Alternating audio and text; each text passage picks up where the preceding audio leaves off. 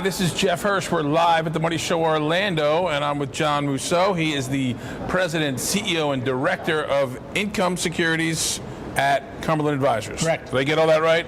Yes. Correct. Director of Income.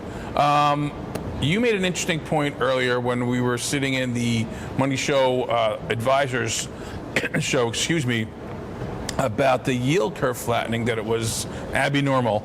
Yeah, I think the point of it, Jeff, was that last summer you saw the yield curve flatten a lot, and you had a lot of people say, "Oh my God, this is portending a recession." Right. And, but it wasn't a normal flattening. But it wasn't a normal flattening. And remember, yield curves don't portend recessions, they cause them, because the banks can't make any money because short-term rates and long-term rates are pretty much the same. So what do? They restrict who they will lend money to. And that starts the process going downhill. What happened this time was, though, instead of the yield curve flattening as it normally does by the Fed jacking up short-term rates to cool the economy down, it was the marketplace, right? The long-term interest rates flipping over, going down, severely in August, and what that was trying to do is lower the gap to what was going on in Europe. So you achieved a flat yield curve differently by long-term rates coming down, not the Fed jacking up the long. So we knew this was a head fake. And why were the long-term rates going down? I think people need to... Because you looked at Germany and Japan with 10-year type bond yields, negative rates, and so people were basically looking to buy what was not negative, which happened to be the U.S., and close that gap down. So it was a supply-demand issue. Supply-demand, and really being the best credit with the highest yields in the world. And that's right. I think they changed that. Since then, European yields have come up a little bit.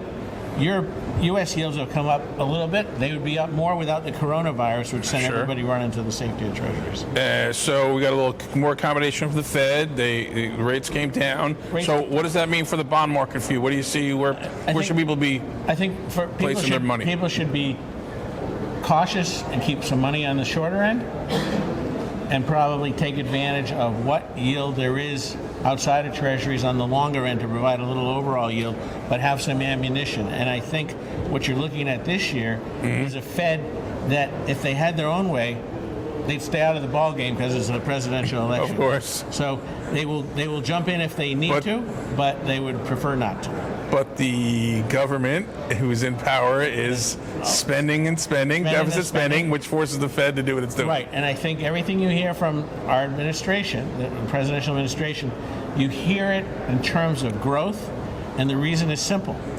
Yes, the interest expense on the government debt is increasing at a slightly increasing rate, because rates are higher in the shorter end than they were a few years ago. And also, the amount of government debt out there has also increased. So for the first time, you're actually starting to see that bill go up. Now, as long as that interest bill is not growing as a percentage of GDP, we're okay.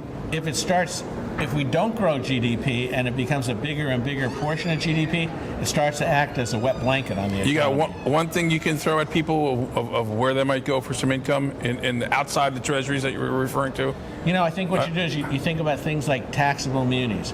You think about corporates, but not necessarily high yield, or at least less of high yield than you had. Not junk, but quality. Not junk, but quality. Correct. Okay.